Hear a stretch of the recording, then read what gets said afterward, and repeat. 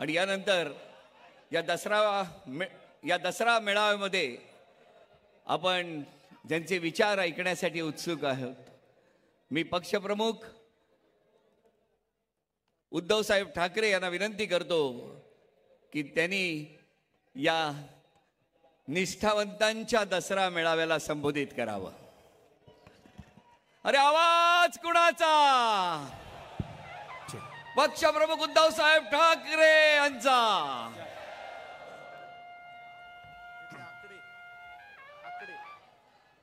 बातम्या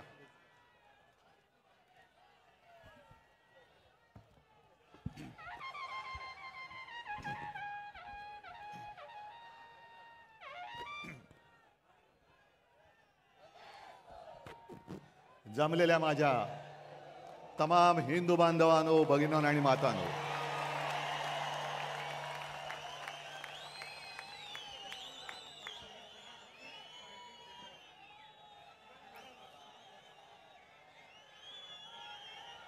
सर्वप्रथम आपल्याला सर्वांना दसऱ्याच्या शुभेच्छा देतोय. आज शस्त्रपूजन आणि सरस्वती पूजन करत असतो आपण.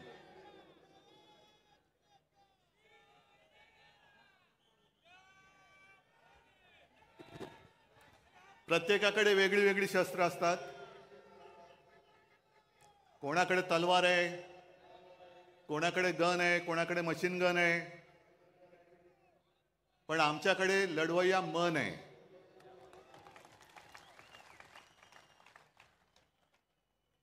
आणि गेल्या अनेक वर्षाच्या परंपरेप्रमाणे आज ठाकरे कुटुंबियांनी सुद्धा जी शस्त्रपूजा केली, त्या पूजेमध्ये बाकी शस्त्र तर आहेत, पण विशेष म्हणजे शिवसेना प्रमुखांचा कुंचला, ज्यांनी फटकारे मारले आणि आपल्या मनगटामध्ये एक चेतना पेटवली, तेच आपलं शस्त्र, त्याची पहिली पूजा केली. आणि नंतर मी आता तुमच्या सगळ्यांची पूजा करतोय, कारण तुम्ही सुद्धा माझी शस्त्र आहात. ही लढाई काही साधी सोपी नाहीये.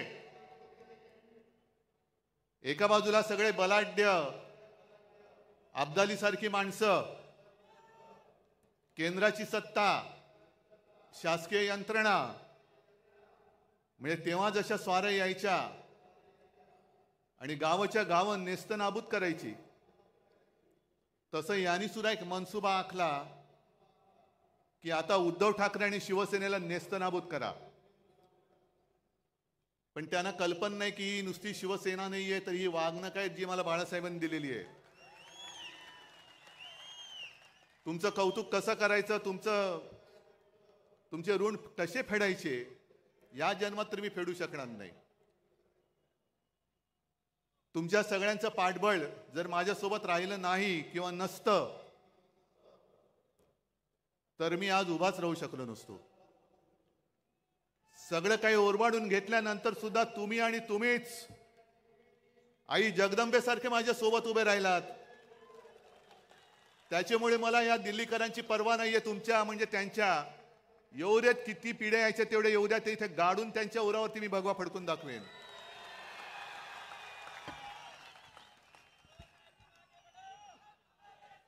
मजल दर मजल करत चाललेलो आहोत. 56 वर्ष, 57 वर्ष, मी तर म्हणेन दरवर्षी शिवसेनेला नवीन अंकुर फुटतायत. आणि आज हे भगवे जे आहेत, हे भगवे मशाली झालेले आहेत त्यांच्या.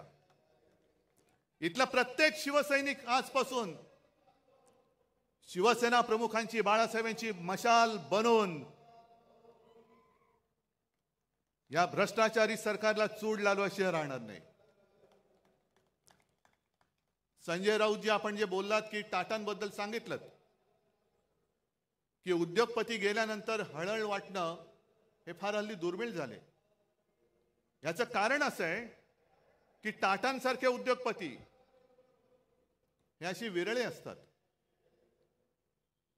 टाटांनी काय केलं, अनेक गोष्टी त्यांनी दिल्या, पण आपल्या रोजच्या जेवणातली लज्जत वाढवण्यासाठी टाटा नमक दिलं. आणि आत्ताचे जे उद्योगपती आहेत ते अख्खं मिठागर गिळतायत. म्हणून टाटा गेल्याची ह्याचं वाईट वाटतंय आणि मिठागर गिळणारे जात का नाहीत याचं सुद्धा वाईट वाटतंय. जे जायला पाहिजे ते जात नाहीत आणि जे जाऊ नयेत अशी लोक जात आहेत. पण एक गोष्ट मला आवर्जून सांगायला पाहिजे, टाटा साहेबांची आठवण मुद्दामून सांगतो, कारण शिवसेना प्रमुख आपल्यातून गेल्यानंतर तसे गेलेले नाही, तिकडे प्रत्येकाच्या हृदयात शिवसेना प्रमुख आहेतच. पण टाटा साहेब घरी आले होते आमच्या कुटुंबियांची भेट घ्यायला. बराच वेळ बसले, गप्पा मारल्या आणि निघताना मला सांगितलं की उद्धव, एक लक्षात ठेव, तुला आणि मला खूप मोठी परंपरा आणि वारसा लाभलेला आहे. तुला जसा शिवसेना प्रमुखांचा वारसा लाभलाय तसा मला JRD टाटांचा लाभलेला आहे.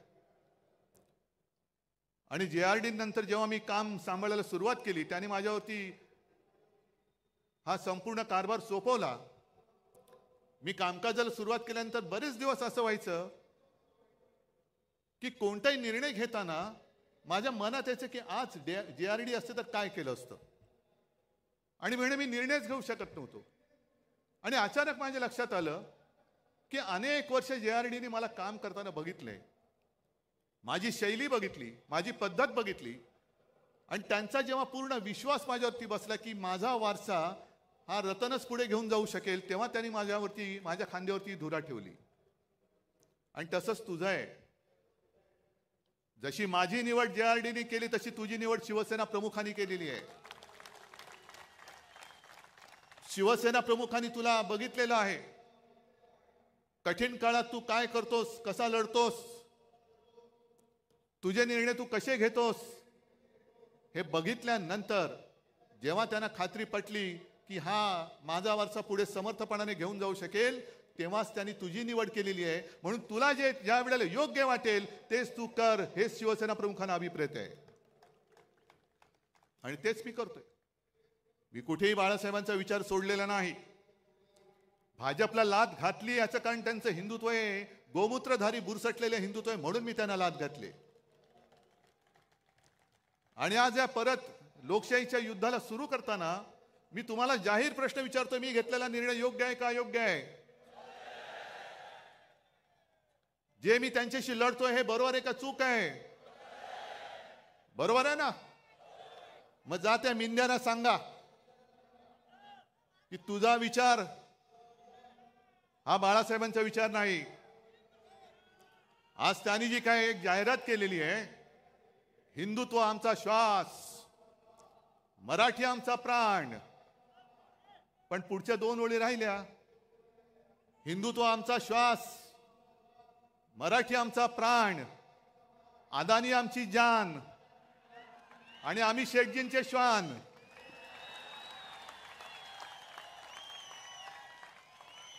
हे शेपूट हलवणार एक, मी कुत्र्यांचा अपमान अजिबात करू इच्छित नाही, कारण कालच आपण पाहिलं टाटांचा सुद्धा आवडता कुत्रा, तसा मी सुद्धा कुत्र्यावरती प्रेम करतो. मी श्वानप्रेमी आहे. अर्थात समोर तेजस बसलाय, तो म्हणेल बाबा हे काय बोलतोयस, पण मी लांडगा प्रेमी नाहीये. लांडग्यावरती प्रेम करणारं एवढं औदार्य माझं नाहीये. हे लांडगेत वाघाचं कातड पांघरण्याचा प्रयत्न करतायत, काय काय उघडं पडते त्यांना माहिती नाहीये, पण चाललंय आपलं. एक लक्षात घ्या की आजची ही लढाई आपण लढायला जातो आहोत, हे महाभारत आहे. जसं कौरव माजले होते आणि अधर्माच्या बाजूने उभे राहिले होते, 100 होते, पांडव 5 होते. शकुनी मामा कोण आहे तुम्हाला माहिती आहे?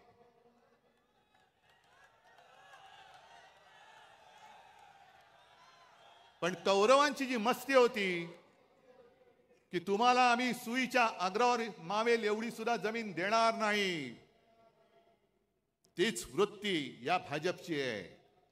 या देशात दुसरा कोणताही पक्ष शिल्लक राहता कामा नये, फक्त आणि फक्त भाजप राहिला पाहिजे. मग सुईच्या अग्रावर जमीन जरी मावली नाही तरी सुईची अग्र तुमच्या कुठे टोचेल आणि आता तलवारी आहेत. तुम्ही आम्हाला संपवायला निघालात. किती मस्ती करणार? ज्यांनी तुम्हाला संकट काळामध्ये साथ दिली, मी काल परवाकडे बोललो की पाप आमचं आहे की महाराष्ट्रामध्ये यांना कोणी विचारत नव्हतं, तेव्हा आम्ही यांना खांद्यावरती घेऊन पूर्ण महाराष्ट्र फिरवला. आज सुद्धा आमची इच्छा आहे की भाजपला आम्हाला राजकारणामध्ये खांदा द्यायचा आहे. ही वृत्ती संपवावीच लागेल. मी आणि फक्त मीच, दुसरं कोणी नाही. हे नाही चालणार. पण महाभारत मी एवढ्यासाठी म्हणालो की जशी परिस्थिती अर्जुनाची झाली होती, अरे मी कोणाशी लढू? माझे सगळे आप्तसोखे माझ्या समोर आहेत, शस्त्र घेऊन उभे राहिलेले आहेत. ज्यांना मी घरातलं माझं मानलं, ज्यांना मी मोठं केलं, तीच नालायक माणसं आज माझ्यासमोर माझ्यावरती वार करायला चालून येत आहेत. मी कसा लढू? आणि म्हणून कृष्णाला अर्जुनाला गीता सांगावी लागली की शेवटी आपलं कोणी नसतं. आपल्या समोर जो उभा राहत होता आपला शत्रू, आणि आपल्या सोबत राहत होता आपला मित्र. शत्रू समोर उभा आहे, त्याच्याकडे न बघू नकोस, त्याला पहिला तुला ठेचलाच पाहिजे, ठेचावाच लागेल. आणि हीच शिकवण आम्हाला छत्रपती शिवाजी महाराजांनी दिली. म्हणजे माझे आजोबा प्रबोधनकार जे नेहमी सांगायचे की कृष्णाने गीता सांगितल्या अर्जुनाला, कारण अर्जुन गर्भगळीत झाला, कसा लढू? मग तेव्हा कृष्णाला त्याला बळ द्यावं लागलं आणि मग अर्जुन उभा राहिला. कृष्णाने गीता सांगितल्या अर्जुनाला, पण अंमलात आणली ती आमच्या छत्रपती शिवाजी महाराजांनी. महाराजांच्या सुद्धा अंगावरती सगळे आप्तसोखेच आले होते, आपलीच लोक आली होती. पण महाराजांनी बघितलं नाही हा कोण आहे. जो स्वराज्यावरती चालून येतो तो माझा शत्रू, त्याला त्याचा शिरच्छेद केलाच पाहिजे. तशीच ही लोक ही आज आपल्या अंगावरती चालून येत आहेत. यांना यांचा राजकारणामध्ये शिरच्छेद केलाच पाहिजे, करावाच लागेल. आणि एवढं मोठं दैवत आपलं छत्रपती शिवाजी महाराज, हे भाजप आणि मोदींना वाटतंय हे मतं मिळवणारे मशीन आहे. मशीन नाहीये, ते आमचं दैवत आहे. अरे आपण जय श्रीराम बोलतो, पण पुराणामध्ये प्रभू रामचंद्र होऊन गेले. आज सुद्धा आपण दसरा, श्रीरामाने रावणाचा वध केला म्हणून आपण तो पाळतो. किती त्यांनी राक्षस मारले, किती दैत्य मारले. त्यांच्याबरोबर प्रभू रामचंद्राबरोबर वानर सेना होती. आणि आपण त्यांना देव मानतोच, आम्ही जय श्रीराम बोलतोच. पण मग आमचे छत्रपती शिवाजी महाराज कोण होते? फार पूर्वी नाही, छत्रपती शिवाजी महाराजांनी सुद्धा त्यावेळेला जे आले होते स्वराज्यावरती चालून, त्यांचा वध केला नसता तर आपण आज नसतोच. आपलं काय झालं असतं कोणालाच माहिती नाहीये. मग जसे प्रभू रामचंद्रांनी तेव्हा दैत्य मारले, राक्षस मारले, तसेच माझ्या शिवाजी महाराजांनी सुद्धा दैत्यच मारले, राक्षस मारले. अफजल खान सुद्धा राक्षसच होता. आणि ज्याप्रमाणे भाजप केवळ मतांसाठी छत्रपती शिवाजी महाराजांचा पुतळा उभारला म्हणजे मतं मिळवलीत. पण नालायकानं तुम्ही पुतळा उभारण्यामध्ये सुद्धा पैसा खाल्लात. 8 महिन्याच्या आत तो पुतळा कोसळून पडतो आणि आम्ही त्याच्याहून मोठा पुतळा बांधू. म्हणजे काय? पुन्हा कॉन्ट्रॅक्टरच्या खिशामध्ये आम्ही पैसे घालू. आम्ही महाराजांचे पुतळे नुसते नाही उभारत, त्याची पूजा करतो. आणि आज मी तुम्हाला वचन देतोय, आपलं सरकार आल्यानंतर प्रत्येक जिल्ह्यामध्ये मी छत्रपती शिवाजी महाराजांचं मंदिर बांधल्याशिवाय राहणार नाही. ते आमचं दैवत आहे. होय, आम्ही आमच्या देवारामध्ये सुद्धा छत्रपती शिवरायाची पूजा करणार. जसं आम्ही जय श्रीराम म्हणतो तसं आम्ही जय शिवराय सुद्धा त्याच किंवा त्याहून मोठ्या आवाजामध्ये म्हणणार. जय शिवराय, जय शिवराय हा माझ्या महाराष्ट्राचा मंत्र आहे. आणि माझी तर अशी इच्छा आहे, छत्रपती शिवाजी महाराजांनी संपूर्ण देशात पहिला प्रथम आरमार उभं केलं. म्हणून मग ते आयने शिवाजी वगैरे सगळं ते आलं. महाराष्ट्रामध्ये प्रत्येक जिल्ह्यात तर मी मंदिर उभारीनच. पण आपल्या देशामध्ये सगळ्या राज्यामध्ये छत्रपती शिवाजी महाराजांचं मंदिर हे उभारलं गेलं पाहिजे. प्रत्येक राज्यामध्ये उभारलं गेलं पाहिजे. आणि मंदिर केवळ मंत्रोच्चारासाठी नाही, तर त्यांच्या आयुष्यातले जे काही प्रसंग आहेत, ज्याला पुरावे आहेत, हे सगळे प्रसंग त्या मंदिरात आणि मंदिराच्या आजूबाजूला शिवचरित्राच्या निमित्ताने किंवा त्या दृष्टीने हे कोरले जातील किंवा दाखवले जातील. नाहीतर छत्रपती शिवाजी महाराजांची जयंती आली, राज्याभिषेक दिन आला की पुतळा साफसूफ करायचा, त्याला हार घालायचा, छत्रपती शिवाजी महाराज की जय बोलायचं. हे एवढ्या पुरतं आमचं दैवत नाही. आमचं दैवत खूप मोठं आहे. दुसरा कोणता असा राजा आहे की 400 वर्ष झाल्यानंतर सुद्धा छत्रपती शिवाजी महाराज की जय बोलल्यानंतर एक वेळ मुर्दा पुन्हा उठून उभा राहू शकतो? एवढी ताकद दुसऱ्या कोणत्या जयघोषामध्ये आहे? मोदीजी, तुम्हाला आणि तुमच्या मिंद्या सरकारला शिवाजी महाराज म्हणजे नुसतं मत मिळवण्याचं यंत्र वाटत असेल तर त्याचं असं यंत्र नाहीये. ते म्हणजे काही ईव्हीएम नाहीये. ईव्हीएम सारखा माझ्या महाराजांचा वापर करू नका. आम्ही आमच्या दैवताचा मान राखणारच. करा, तुम्हाला किती कोणाला टीका करायची ती करा, मला परवा नाही. मी महाराजांना देव मानतो. तुम्ही मानत असाल नसाल बघून घेईल महाराष्ट्र तुम्हाला. जो महाराजांच्या मंदिराला विरोध करेल त्याला माझा महाराष्ट्र, छत्रपती शिवरायाचा महाराष्ट्र बघून घेईल. पण हे आपलं दैवत आपण नाही पूजायचं तर दुसरं कोणी पूजायचं? काय मोदींची मंदिरं बांधणार? आज म्हणे संघाला काहीतरी 100 वर्ष होत आहेत. या वर्षी का पुढच्या वर्षी? मला आदर आहे, भागवतांबद्दल आदर आहे, संघाबद्दल आदर आहे, संघाच्या कार्यकर्त्यांबद्दल आदर आहे. फक्त ते जे काय करतात त्याच्याबद्दल आदर नाहीये. याचं कारण मला भागवतजींना विचारायचंय की तुम्ही ज्या काही गोष्टी सांगता आहात त्या कोणासाठी सांगतात? कारण त्यांनी मध्ये सांगितलं की हिंदूंनो आता स्वसंरक्षणासाठी एकत्र या. म्हणजे काय? 10 वर्ष झाली विश्वगुरु तिकडे बसलेत, अजूनही तुम्ही हिंदूंचं संरक्षण नाही करू शकत? मग ते राजू श्रीवास्तव तो होता ना आपला, कॉमेडी करायचा, त्यांनी सांगितलं होतं एकदा की पूर्वी कसं होतं, ते गुरखे असायचे, रात्रभर राखण करायचे, जागते रहो जागते रहो मेरे भरोसे पर मत रहो. म्हणजे तुमचं रक्षण तुम्ही करा. आम्ही नालायक आहोत, तुम्ही निवडून दिलं तरी तुमचं रक्षण करू शकत नाही. तुमचं रक्षण तुम्ही करा. मग कशाला पाहिजेत मोदी? जर 10 वर्ष, हे 11वं वर्ष संपूर्ण देशाने तिसऱ्यांदा सत्ता देऊन सुद्धा या देशातला हिंदू, जर तुम्ही आता म्हणत असाल हिंदू खतरे में है, तर मी म्हणेन काँग्रेस का बरी होती? कारण त्या काळात तुम्हीच म्हणायचा की इस्लाम खतरे में है. आता हे तुम्हाला सगळं आठवतंय. मग त्याने आज सांगितलं की बांगलादेशमध्ये जे काही घडलं, काही जगामध्ये असं होतंय की देशातली सरकारं पाडली जात आहेत, तिकडे अस्थिरता माजवली जाते आणि मग अल्पसंख्याक कोणी असोत ते धोक्यामध्ये येतात, असुरक्षित होतात. आता आपल्याकडे एक म्हण आहे, लेकी बोले सुने लागे. पण हे बांगलादेशाला बोलतात म्हणजे सुने लागे लेकी लागे की काय? की बांगलादेशात काय चाललं, तुमचे जे बसलेत तिकडे ते या देशामध्ये काय करतायत, मला या पद्धतीने गद्दारी करून खाली खेचलं, हे तुम्हाला दिसलं नाही? ज्या शिवसेना प्रमुखांनी तुम्हाला साथ सोबत दिली, त्यांचा पुत्र मुख्यमंत्री म्हणून बसला होता, काम करत होतो की नव्हतो?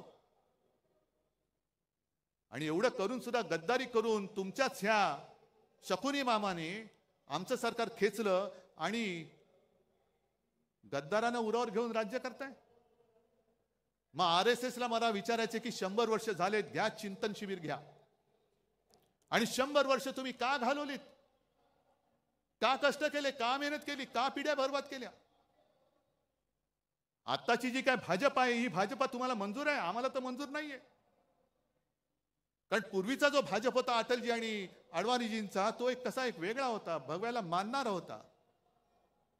त्याच्यामध्ये एक वेगळ्या प्रकारचं मी म्हणेन पावित्र्य होतं, आत्तापेक्षा तरी नक्कीच होतं. पण आत्ताचा भाजप हा हायब्रिड झालेला आहे. म्हणजे जसं संकरित गाय असते ना, हायब्रिड, म्हणजे मी काय ऐकलेलं आहे असं की सगळे म्हणजे दुसऱ्या परदेशी वळूची बीज वगैरे त्यांच्या गर्भाशयात टाकतात, तसा भाजप झालाय. सगळे इतर पक्षाची लोक मोठमोठे नेते या भाजपच्या गर्भात घुसले मध्ये, आणि तो भाजप हा आमच्यावरती राज्य करणार. एवढा वाईट असा विचार आजपर्यंत कोणी दिलेला नव्हता. भारतीय जनता पक्ष, लाज वाटली पाहिजे भारतीय म्हणायला, आणि जनतेचा पक्ष तो राहिलेलाच नाहीये. सगळे विचित्र भ्रष्टाचारी माणसं एकत्र करून तुम्ही आमच्यावरती राज्य करतात. अहो, गद्दारांना आणि चोरांना नेता मानून तुम्हाला आमच्याशी लढावं लागतं, ह्याच्यातच तुमचा पराभव आहे.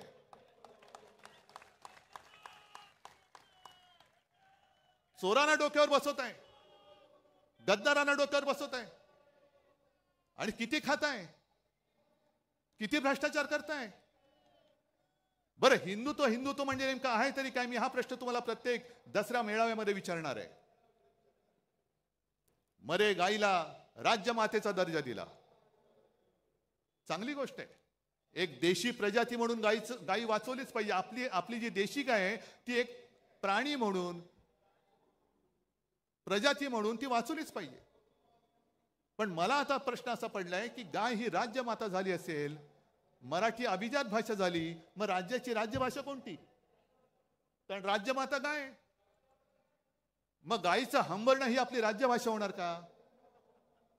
आणि गायीचं हंबरणं ही जर का राज्यभाषा असेल तर कवळ्या मुलींवरती जे काही अत्याचार होत आहेत ते तो हंबरडा तुमच्या कानावरती का पडत नाही? हा माझा पुढचा प्रश्न आहे. महिलांवरती जे अत्याचार होत आहेत, गोरगरीब जे त्रासलेले आहेत, हा हंबरडा हा तुमच्या कानावरती जात नसेल तर कशाला गाईला राज्यमाता मानताय? पहिला आईला वाचवा, मग गाईला वाचवा, हे आमचं हिंदुत्व आहे. पण केवळ महागाई तुम्ही रोखू शकत नाही म्हणून गाईच्या आड लपणार असाल तर तुमचा हा भाकटपणा आम्हाला मंजूर नाहीये. काय अशी लोक एकदम मध्ये सुपटतात, गोरक्षक.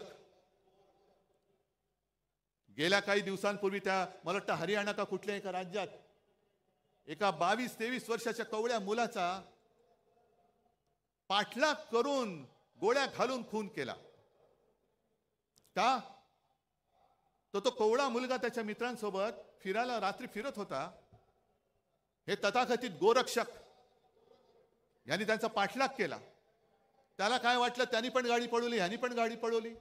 मग ती गाडी अडवली गेली आणि उतरून त्याला खाड गोळ्या घालून त्याला मारला. याचं कारण संशय असा होता की तो गाडीतून गोमांस घेऊन जातोय, गोमांसाची तस्करी करतोय.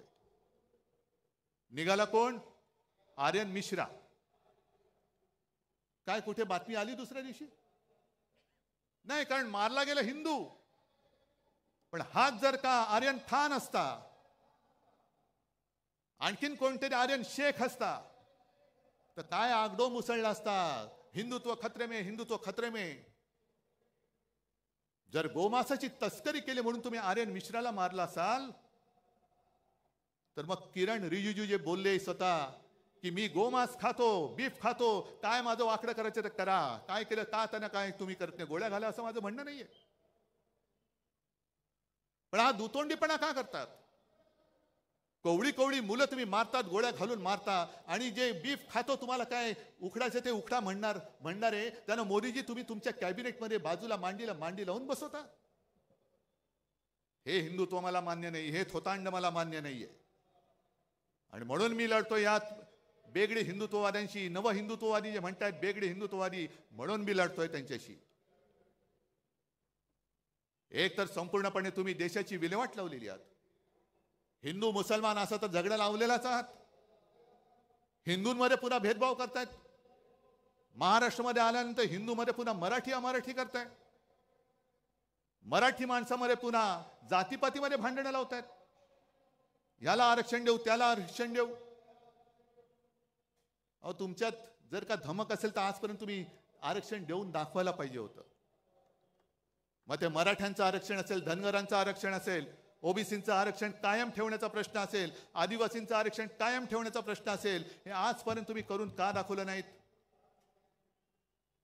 आणि तसं पाहिलं तर 95-96 सालीच्या सुमारास वाजपेयींनी सोलापूरमध्येच जाहीर सभेत आश्वासन दिलं होतं की माझं सरकार आल्यानंतर पहिल्या कॅबिनेटमध्ये मी धनगरांना आरक्षण देईन.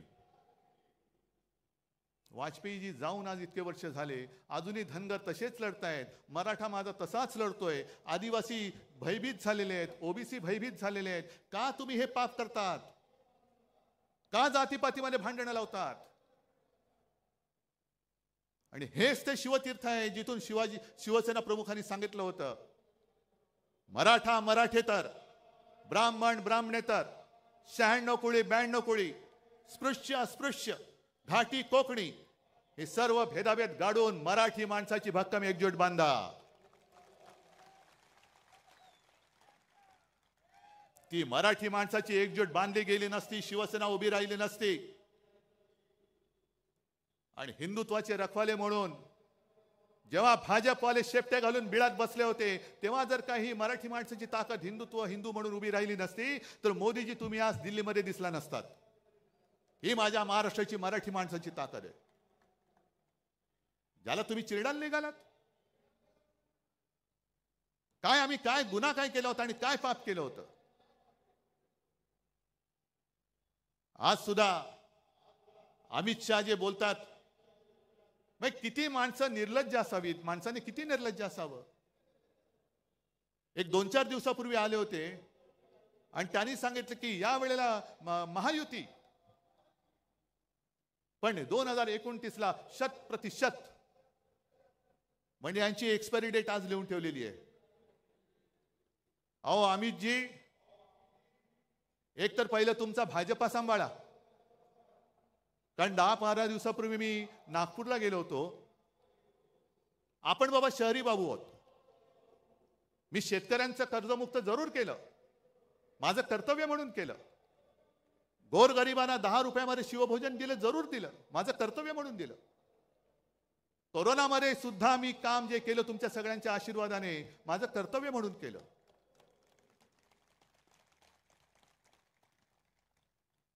पण नागपूरला मी गेलो, मी तुम्हाला का म्हटलं की मी शहरी बाबू आहेच, मला शेतीतलं कळत नाही. पण शेतकऱ्याचे अश्रू मला दिसतात, जे तुम्हाला दिसत नाहीत. नागपूरमध्ये गेल्यानंतर मला तिथल्या लोकांनी सांगितलं की उद्धवजी हालत फार वाईट आहे.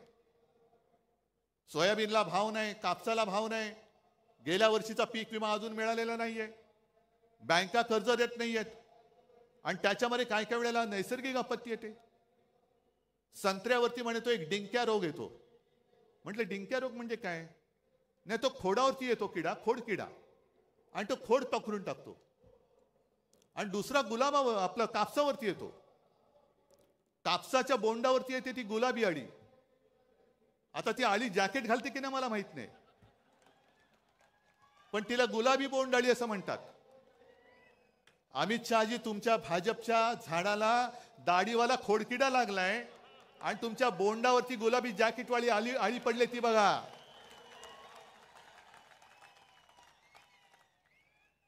ते बघा तुमच्या डोळ्यात देखत आम्हाला वाईट वाटतंय. अरे एकेकाळचा आमचा मित्र असा डोळ्या देखत कुरतडला जातोय, पोखरला जातोय, पण यांना त्याचं काही सोयरसुतक नाहीये. सत्ता पाहिजे, सत्ता पाहिजे, सत्ता जिहाद. कोणी चालेल पण सत्ता पाहिजे, याला म्हणतात सत्ता जिहाद. आणि एक एक बातम्या ज्या काही मी वाचतोय, तुम्ही वाचतात. मला वाटतं माझ्या आधीच्या वक्त्यांनी त्याचा समाचार घेतलाय, आदित्यने पण घेतलेला आहे. एक तर बातम्या मी वाचतोय, आता खूप आणले, काय काय वाचायचं.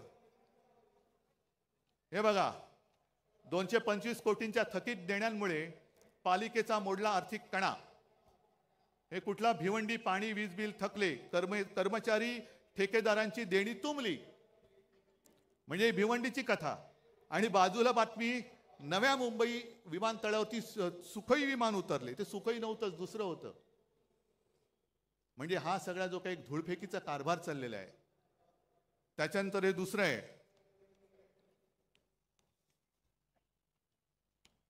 हे बघा, हे ठाण्याचं आहे. हजारो कोटींची खैरात करूनही ठाणे पालिकेची झोळी फाटकी. कोणाच्या खिशात गेले पैसे? मिंद्याच्या. त्याच्यानंतर आपल्याला या गोष्टी कळत नाही. नुकताच एक बातमी आणखीन एक आलेली की राज्यातल्या गावठाणा बाहेरील ज्या जागा आहेत त्याच्यावरचा अकृषी कर हा पूर्णपणे माफ केला. काय मोठा औदार्य आहे. अहो पण मुळामध्ये गावठाणामध्ये अकृषी कर नव्हताच.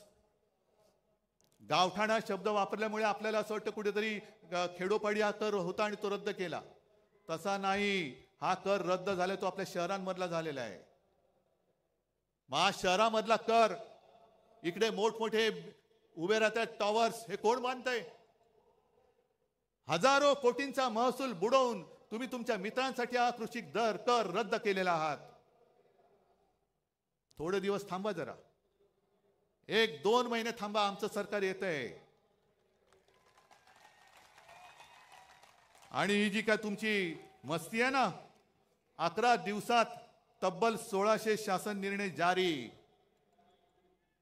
यातले अनेक निर्णय आम्ही रद्द केल्याशिवाय राहणार नाही. जे माझ्या राज्याच्या मुळावरती येणारे निर्णय आहेत, जे तुमच्या विकासकांचे, बिल्डरचे, मित्रांचे झोळ्या भरणारे निर्णय आहेत, ते आम्ही रद्द करूच. तुमच्यावरती पण गुन्हे दाखल करू. पण मी सगळ्या अधिकाऱ्यांना सांगतोय, तुम्ही या पापात सहभागी होऊ नका, नाही तर तुम्हाला सुद्धा तुरुंगात आम्ही टाकल्याशिवाय राहणार नाही. मुंबई महापालिकेची सुद्धा हालत एवढी वाईट केलेली आहे. साधारणतः 90,000 कोटीचं आपलं ज्याला एफडी म्हणतो, ते एफडी यांनी तोडल्या. आणि माझी जी माहिती मिळाली की साधारणतः 40,000 कोटी रुपये फक्त शिल्लक राहिलेत. बाकीचे उडवून टाकले. आणि 40,000 कोटी का? तर ते तोडता येत नाही म्हणून पगारासाठी ठेवावे लागतात, इतर देणी देण्यासाठी असतात. म्हणजे आपली मुंबई महापालिका ही एवढी श्रीमंत, ही श्रीमंत मुंबई, माझी मुंबईकर हा माझा श्रीमंतच आहे, मनाने श्रीमंत आहे. 90,000 कोटी यांनी उडवून टाकले. आणि विकास कामं एवढी काढली, जवळपास 2.5-3 लाख कोटीचे वर्क ऑर्डर यांनी देऊन टाकलेले आहेत. कोणाला दिल्यात? कसली विकास कामं? रस्त्यामध्ये सुद्धा कोणी खडी टाकली, कोणी सिमेंट टाकलं, याचा सुद्धा आम्ही चौकशी करणार आहोत. आणि मी तुमच्या सगळ्यांच्या साक्षीने मुंबई महापालिका आयुक्तांना आवाहन करतोय, हा माझ्या मुंबईकराचा पैसा आहे. हे 3 लाख कोटी तुम्ही कोणाच्या उरावरती, कोणाच्या सांगण्याने टाकले, ते सगळे त्या कॉन्ट्रॅक्टर सकट कोणत्या कामासाठी सकट टाकले, ते आम्हाला त्याची यादी पाहिजे. आमचं सरकार आल्यानंतर आम्ही घेऊच. पण तुमच्यामध्ये जी काही एक आम्ही सुद्धा जी शपथ घेतो, तुम्ही पण घेता ना शपथ. मग 3 लाख कोटी तुम्ही असे माझ्या महाराष्ट्राचे उधळून टाकले. राज्य सरकारने सुद्धा कर्ज घेण्याची जी एक मुदत असते दर महिन्यामध्ये, माझी माहिती अशी आहे, अंबादास तुम्ही चौकशी करा, त्यांनी फ्रंट लोडिंग हा एक शब्द आहे. म्हणजे काय की उद्या जे घेणार असू ते आज घ्या. डिसेंबरची कर्ज घेण्याची मुदत ही आज वापरलेली आहे, आज वापरले. म्हणजे तुम्ही कर्ज काढून फटाके फोडताय आणि माझ्या सर्वसामान्य लोकांना गुंगवून टाकताय की बघ आम्ही दिवाळी साजरी करतोय. अरे पण कर्ज काढलंयस. म्हणजे पूर्वी जसे इतिहासामध्ये असे दाखले आहेत की आपला प्रतिस्पर्धी जिंकतोय म्हटल्यानंतर आता आपण वाचणं शक्य नाही, हार नक्की आहे, तर आपणच आपलं शहर जाळून टाकायचं. विध्वंस म्हणजे शत्रू आलाच, प्रतिपक्ष आलाच. होय आम्ही तुमचे शत्रू आहोतच. जे महाराष्ट्र लुटतात त्यांचे आम्ही शत्रू आहोतच. तर त्यांच्या हाती काही पडू नये, सगळं खाऊन फस्त करायचं. मग आले की यांचा ठणठण गोपाळ. आणि एकूण जी भयानक परिस्थिती जी मगाशी आदित्यने सांगितली, तुम्हालाही माहिती आहे, धारावीच्या माध्यमातून अख्खी मुंबई लुटतायत. काय नाही दिलंय अदानीला? चंद्रपूरची शाळा दिली, तिथल्या खाणी दिल्या, विमानतळं दिली, बंदरं दिली, धारावीची झोपडपट्टी दिली, इथली वांद्रे रेक्लेमेशनची जागा दिली. त्या पलीकडे मुंबईमध्ये आणखीन मिठागरं, Kurla Mother Dairy, Dahisar check Naka, Mulund check नाका, सगळ्या जागा. जसं संजय तुम्ही बोललात, सब भूमी अदानी की. कशासाठी मग आम्ही जगायचं? का आम्ही संयुक्त महाराष्ट्राचा लढा देऊन मुंबई मिळवली? रक्त सांडून मिळवलेली मुंबई आहे. अदानीने आम्हाला बक्षीस दिलेली मुंबई नाहीये. आज जे आम्ही द्वेषाने लढतो आहोत, अनेक लोक मला विचारतात, अहो उद्धवजी तुम्हाला काय प्रॉब्लेम आहे, तुम्ही का नाही जात? म्हटलं का जाऊ, कसा जाऊ? अरे ज्या घराण्यामध्ये माझ्या आजोबांनी संयुक्त महाराष्ट्रासाठी लढा दिला, त्यावेळी ते पहिल्या 5 मधले नेते होते, माझ्या वडिलांनी दिला, माझ्या काकांनी दिला, त्या घराण्यातला मुलगा मुंबई माझ्या डोळ्यात विकली जात असताना शेपूट घालून किंवा पैसे घेऊन मी गप्प बसू शकतो? म्हणून मी लढतोय. माझ्यासाठी मी नाही लढत. मी मुंबईसाठी लढतोय, मी महाराष्ट्रासाठी लढतोय. जे दिसतंय ते पाहवत नाहीये आणि सगळेच त्यांना सामील होणार असतील तरी देखील मी लढेन. जोपर्यंत तुम्ही माझ्या सोबत आहात तोपर्यंत मी लढेन. आणि मोदीजी, तुम्ही जे बोलला होतात लोकसभेच्या वेळेला, जे फेक नॅरेटिव्ह सांगत होतात, पण तुम्ही जे बोलला होता ते रेकॉर्ड आहे कि ये लोग आपका मंगलसूत्र खींच लेंगे, ये आपके घर की टोटी निकालेंगे. घरातले नळ काढणार, मंगलसूत्र काढणार आणि कोणाला देणार? जिनके ज्यादा बच्चे हैं उनको आपका मंगलसूत्र दे देंगे. मग मी त्याच भाजपला आणि मिंध्यांना विचारतोय, मग तुम्ही काय संपूर्ण महाराष्ट्र लुटून माझ्या महाराष्ट्रातल्या महिलांचं मंगळसूत्र अदानीला देणार आहात की अदानीचं मंगळसूत्र माझ्या महाराष्ट्राच्या गळ्यात बांधणार आहात? आम्ही अदानीचं मंगळसूत्र बांधणार नाही. अदानीच्या हातात मी माझ्या माता भगिनीचं मंगळसूत्र अजिबात देणार नाही.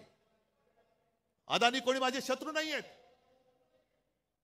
पण निविदेच्या बाहेरचे अनियमित मुद्दे आता त्याच्यामध्ये टाकून अदानींच्या हातामध्ये सगळा महाराष्ट्र आणि मुंबई देणार असाल तर आमचं सरकार आल्यानंतर आम्ही पहिलं धारावीचं टेंडर रद्द केल्याशिवाय राहणार नाही. आज मी जाहीर करून टाकतो. धारावीकरांना हाकलून द्यायचं, धारावीकरांना उचलून मिठागरात टाकायचं, लांब लांब फेकून द्यायचं. मग आमचं सरकार आल्यानंतर मी धारावीमध्ये माझ्या पोलिसांना जागा देईन, गिरणी कामगारांना जागा देईन. जे मराठी माणसं तुम्ही मुंबईतनं तडीपार करताय त्या सगळ्या मराठी माणसांना मी धारावीत आणेन. आणि वांद्रे सरकारी कर्मचाऱ्यांची जी वसाहत आहे, मी मुख्यमंत्री असताना शेवटच्या कॅबिनेटमध्ये मी निर्णय घेतला होता की माझ्या सरकारी कर्मचाऱ्यांनी जिथल्या तिथे घर मी देईन. हे सरकार बदलल्यानंतर निर्णय बदलला. संपूर्ण जागा त्यांनी कोर्टाला देऊन टाकली. कोर्टाला जागा द्यायला आमची ना नाहीये. आम्ही त्यावेळेला कोर्टाला जागा देत होतो, कोर्ट सुद्धा त्याला मान्य होत होतं. पण त्या सगळ्या सरकारी कर्मचाऱ्यांना सांगतोय की घाबरू नका, सगळे एकजुटीने जर का सोबत राहिला तर हे सरकार आपण आपलं आणूच. आणि जो निर्णय मी माझ्या मंत्रिमंडळात घेतला होता की सरकारी कर्मचाऱ्यांनी जिथले तिथे घर आणि कोर्टाला सुद्धा तिकडे बाजूला जागा, ही माझं सरकार आपलं सरकार आल्यानंतर मी केल्याशिवाय राहणार नाही. का नाही करायचं हे? नाहीतर मग शेवटी कशाला नावं घ्यायची, कशाला छत्रपती शिवाजी महाराजांची मंदिरं बांधायची? मंदिर एवढ्यासाठीच बांधायचं की आता जे महिलांवरती अत्याचार चाललेले आहेत आणि हे लगेच कोण देवा भाऊ हा भाऊ, अरे काय इतर वेळेला सगळं खाऊ. पण जसं त्या ठाण्यामध्येच ना, ठाणे जिल्हा ना, तो शिंदेला गोळी घातली, शिंदेला गोळ्या घातल्या ना, शिंदेला गोळ्या घालायलाच पाहिजे होत्या. आणि आनंद दिघे असते आज तर त्यांनी सुद्धा शिंदेला या पापाबद्दल गोळी घातलीच असते. आनंद दिघेने पहिली शिंदेला गोळी घातली असती की असा हा नराधम महिलेवरती अत्याचार करतो, आईवरती वार करतो, हा नराधम जगायच्या लायकीचा नाही. म्हणून शिंदेला गोळी घातली, बरंच झालं. शिंदेला गोळी घातली याचं दुःख नाहीये, शिंदेला मारायलाच पाहिजे होता. पण शिंदेला मारल्यानंतर जसं आपल्या मराठीमध्ये म्हणतात, म्हातारी मेल्याचं दुःख नाही पण काळ सोकावतोय. शिंदेला गोळी का घातली? कारण तुमचे बाकीचे सगळे जे होते त्यांना वाचवण्यासाठी, तुम्ही पुरावा नष्ट करण्यासाठी म्हणून शिंदेला गोळी घातली असेल तर त्याचा सुद्धा उलगडा झाला पाहिजे. पण तरी देखील शिंदेला गोळी आनंद दिघेने घातलीच असती.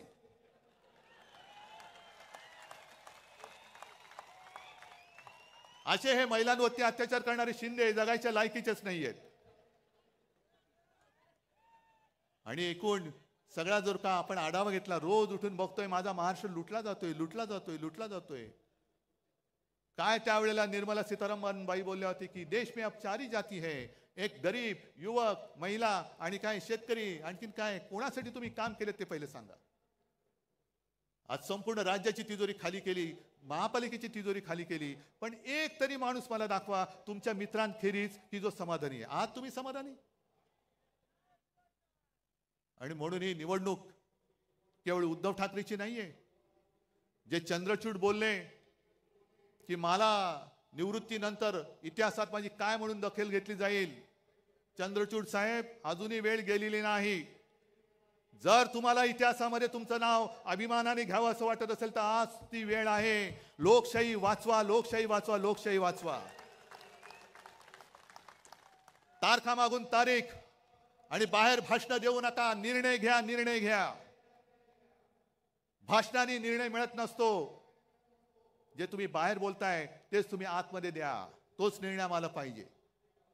कारण संपूर्ण देशातली लोकशाही तुमच्याकडे बघते, न्याय देवता तुमच्याकडे बघते की तुम्ही गणपती पूजनाला मोदींना बोलवलं, ठीक आहे, गणपतीची पूजा जरूर करा, पण जेव्हा न्याय देवता म्हणेल माझ्या मंदिरात तुम्ही येता तेव्हा तुम्ही माझ्या न्याय देवतेला अभिमान वाटेल असं जे काय आहात ते करताय की नाही.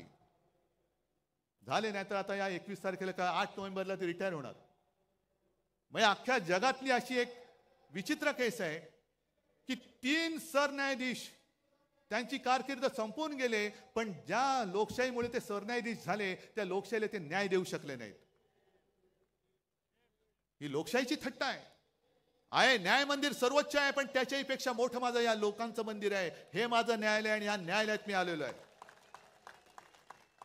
आज दार ठोकून ठोकून ठोकून आमचे हात दुखायला लागले, पण न्याय मंदिराचे दरवाजे उघडत नाही. आम्हाला न्याय देवता पावणार तरी कशी, आमचा न्याय निवाडा करणार तरी कशी. न्याय देवतेच्या डोळ्यावरती पट्टी असते, तिला समोरचं कोण लहान आहे का मोठा आहे हा फरक नसतो. ती आक्रोश तिच्या कानावरती पडत असतो. पण एखादा धृतराष्ट्रासारखा जर का तिकडे बसला आणि समोर लोकशाही रूपी द्रौपदीचं वस्त्रण होताना सुद्धा माझं पुढे काय होणार ह्याची चिंता करत असेल तर मग मी म्हणेन तुम्ही रिटायर झाल्यानंतरच मी तुमच्याबद्दल बोलेन. कारण आता बोललो तर तुम्ही इतर वेळेला तारीख पे तारीख, पण आता काय बोललो तर मी घरी पोहोचेपर्यंत तुमचा हातोडा पडेल डोक्यामध्ये. पण ही लढाई जे मी तुम्हाला म्हटलं ही केवळ माझ्यासाठी नाही, तर महाराष्ट्राची ओळख सांगणारी लढाई, महाराष्ट्राची ओळख ठरवणारी लढाई आहे. आणि म्हणून जे महाराष्ट्राचं वर्णन आहे हे वर्णन आपण जे म्हणतो ना, मुद्दामून मी लिहूनच आणले. मंगल देशा पवित्र देशा, राकट देशा कणखर देशा, दगडांच्या देशा नाजूक देशा, कोमल देशा फुलांच्याही देशा, अंजन कांचन करवंदीच्या काटेरी देशा, बकुल फुलांच्या प्राजक्तीच्या दळदारी देशा. ह्या दरिद्रांच्या देशा नाही, दळभद्रांच्या देशा नाही, दळदारीच्या देशा, भावभक्तीच्या देशा आणि बुद्धीच्या देशा, शाहिरांच्या देशा, करत्या मर्दांच्या देशा. हे वर्णन आपल्याला कायम ठेवायचं आहे की गद्दारांच्या, लाचारांच्या, भ्रष्टाचारांच्या देशा असं करायचंय. भ्रष्टाचार एवढा प्रचंड झालेला आहे की मध्ये मी ऐकलं की 70,000 कोटीचा भ्रष्टाचार करणारे सुद्धा लाजून बाहेर पडतायत. त्यांना सुद्धा लाज वाटायला लागली की अरे एवढे मोठे आहेत, माझा 70,000 कोटीचा घोटाळा काहीच नाही, यांच्यातनं बाहेर पडलेलं बरं, अशी बातमी आहे. पण हे सगळं त्यांना लख लाभो हे आपण नाही सहन करून चालणार. जीवात जीव असेपर्यंत मी माझा महाराष्ट्र लुटायला देणार नाही. शेवटचा श्वास असेपर्यंत मी माझा महाराष्ट्र मोदी शहांचा होऊ देणार नाही. हा शाहू फुले आंबेडकरांचा महाराष्ट्र मी मोदी शाह अदानींचा महाराष्ट्र होऊ देणार नाही. हा शाहू फुले आंबेडकरांचा आणि छत्रपती शिवाजी महाराजांचा महाराष्ट्र आहे, तो मोदी शहांच्या हातात मी जाऊ देणार नाही. आणि म्हणून मी एक सहज आठवण म्हणून याच व्यासपीठावरती एक शपथ घेतली होती. आहे का रे?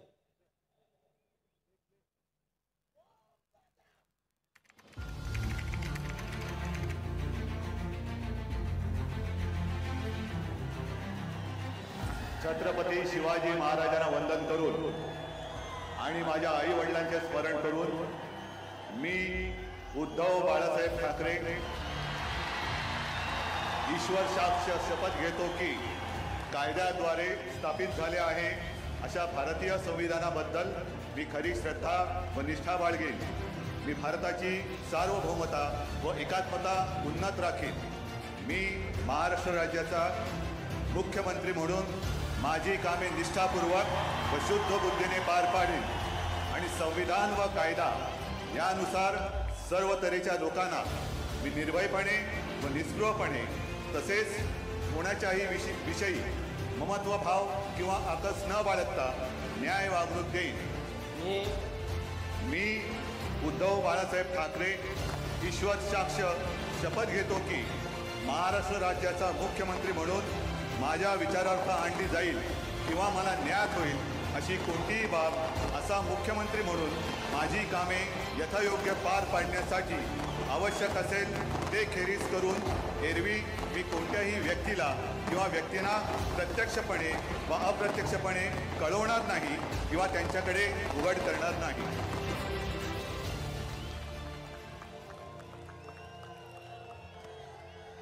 ही मी शपथ घेतली होती तुमच्या सगळ्यांच्या साक्षीने आणि जशी शपथ घेतली होती तसा वागलो की नाही वागलो.